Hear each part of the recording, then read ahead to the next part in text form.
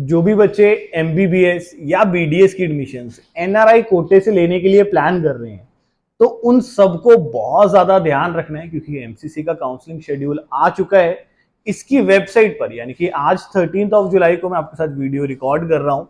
Majorly 13, 14 या bye max 15 जुलाई तक यहां पर एक एनआरआई कन्वर्जन का नोटिस आएगा।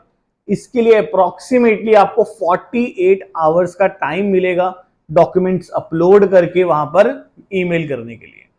तो आपके पास सारे आपके एनआरआई के जो डॉक्यूमेंट्स है, NRI status certificates and other relevant documents, वो सारे डॉक्यूमेंट्स इन फोटोकॉपी आपके पास होनी चाहिए।